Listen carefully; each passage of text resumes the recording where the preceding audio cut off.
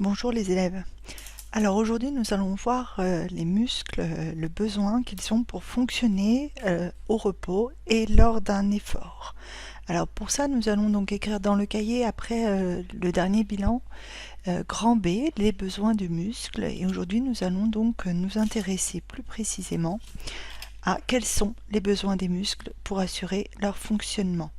Donc vous devez aussi écrire la question et ensuite coller la feuille de l'activité numéro 2 que je vous avais mis en pièce jointe dans le cahier de texte sur Pronote. Une fois que vous avez réalisé tout ça, nous allons regarder ensemble un peu plus proche, un peu plus près cette activité 2. Alors, qu'est-ce que cette activité nous apprend ? Nous pouvons lire ensemble que le muscle est un organe spécialisé dans la réalisation du mouvement et qu'il est constitué de cellules qui peuvent se contracter, donc se raccourcir et gonfler, ou au contraire se relâcher. Mais quels sont les besoins du muscle pour fonctionner ? Pour ça, nous allons observer différents documents qui sont sur la feuille et vous allez devoir travailler individuellement pour réaliser un schéma qui répondra à cette question que nous venons de poser. Ce schéma doit être évidemment soigné avec des éléments indispensables, doit contenir un titre, doit être souligné.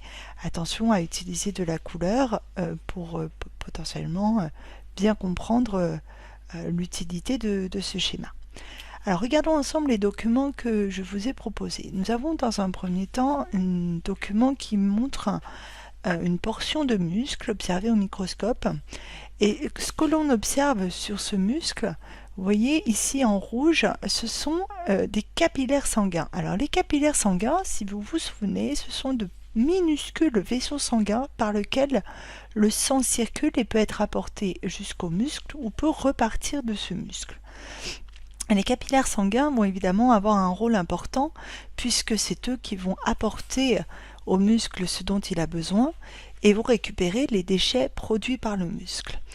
Sur le deuxième document, le document 6, on observe un fragment de muscle aussi au microscope et là nous avons deux images, une qui montre avant l'effort physique, une après l'effort physique. La grosse différence que l'on peut voir, c'est au niveau de la couleur. Regardez ici, vous voyez des zones qui sont colorées en rose, alors que de l'autre côté, nous n'avons plus ces zones. Comme si finalement, après un effort physique, le muscle avait consommé ces zones colorées en rose. D'après la légende, j'apprends que un colorant est utilisé pour mettre en évidence ce qu'on appelle le glycogène. Le glycogène, c'est cette partie rose ici, qui est en fait un sucre complexe qui est à l'intérieur des cellules musculaires et qui va être utilisé au moment de l'effort physique.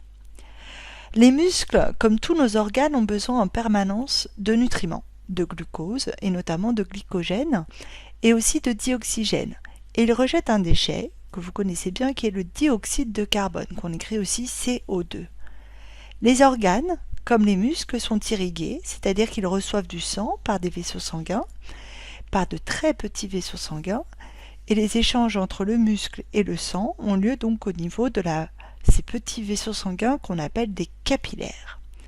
Si je regarde d'un peu plus près la composition en dioxygène, en glucose dans le muscle à l'arrivée et à la sortie d'un muscle en repos et en activité, j'observe, regardez ce que vous avez dans le tableau, que lorsque mon muscle est au repos, par exemple je suis en train de dormir, je suis assis sur ma chaise ou simplement je suis dans mon bain, le sang qui rentre à l'intérieur de mon muscle contient 90 mg de glucose, 20 ml de dioxygène et 49 de dioxyde de carbone.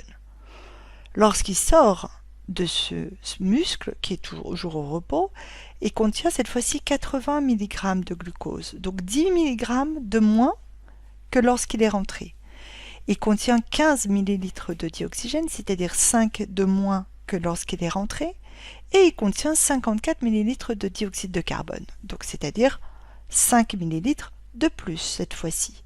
Donc on comprend grâce à cette partie-là déjà que le muscle va récupérer dans le sang du glucose qu'il va garder puisqu'il y en a moins qui sort, du dioxygène pareil qu'il va consommer puisqu'il y en a moins qui sort, et par contre il va produire du dioxyde de carbone puisque dans le sang sortant, il y en a plus que dans le sang qui rentre.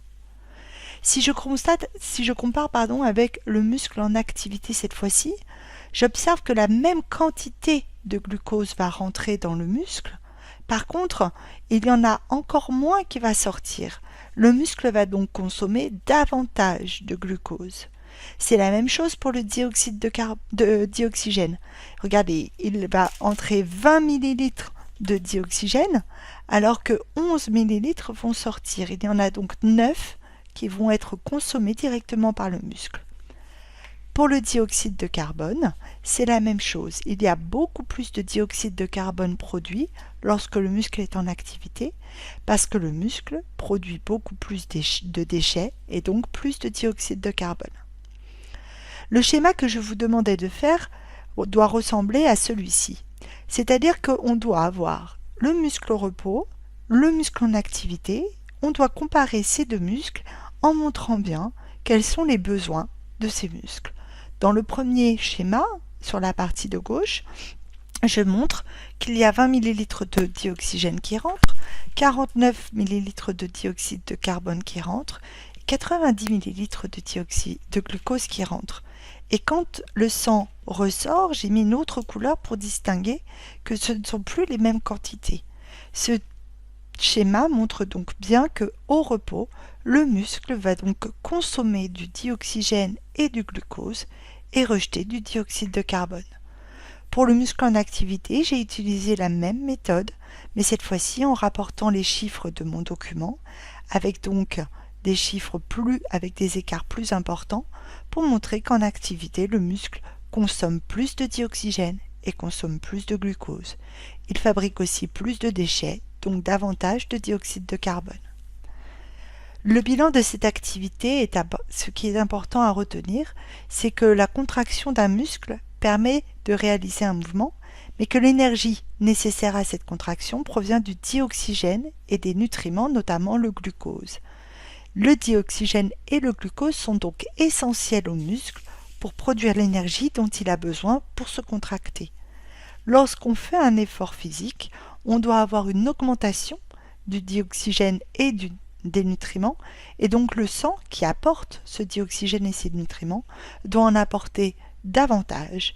Dans la suite du cours, nous verrons comment l'organisme permet d'apporter davantage de dioxygène dans le sang et davantage de nutriments dans le sang.